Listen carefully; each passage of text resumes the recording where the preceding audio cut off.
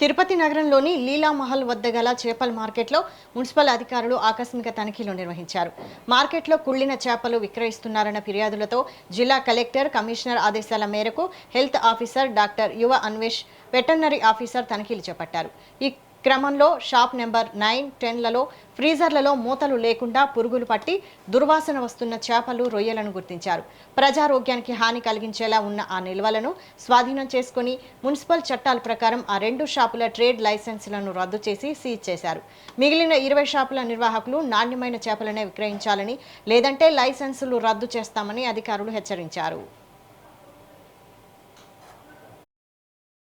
Municipal commissioner గారి ఆదేశాల మేరకు గడిచిన వారంగా మొత్తం తిరుపతి అంతా కూడా sudden inspections, surprise inspections conduct చేయడం జరుగుతుంది శానిటేషన్ విభాగంతో. సో దాంట్లో భాగంగా ఈరోజు veterinary officer, sanitary supervisor, sanitary inspectors, మేస్ట్రీస్, సెక్రటరీస్తో కలిసి లీలామహల్ సర్కిల్లో ఉన్న ఫిష్ మార్కెట్ని తనిఖీ చేయడం జరిగింది. సో బేసిక్గా ఫిష్ మార్కెట్ మీద ఎక్కువ మనకి కంప్లైంట్ రావడం జరుగుతుంది. గతంలో కూడా పేపర్లో అట్లంతా కూడా లోకల్ రెసిడెంట్స్ కంప్లైంట్ చేస్తారు, విపరీతమైన దుర్వాసన వస్తుంది ఆ సరౌండింగ్స్ అంతా అని చెప్పేసి. ఆ థర్మాకోల్ బాక్స్లంతా రోడ్లో పెట్టడము, ట్రాఫిక్ అబ్జెక్ట్ చేయడం ఒకటి, తర్వాత వేస్ట్ తీసుకొచ్చి అక్కడే డ్రైన్స్లో కలిపేసి చుట్టుపక్కలంతా దారుణమైన దుర్వాసన రావడము, ఆ డ్రైనేజ్ బ్లాక్ అయిపోవడం, దాంట్లో ఈ దోమలు, ఈగలు ఇవన్నీ కూడా ఉండడం అనేది అబ్జర్వ్ చేశాము. సో అంతకుముందు కూడా ఒకసారి వీళ్ళకి మనం ఇంటిమేషన్ ఇవ్వడం జరిగింది.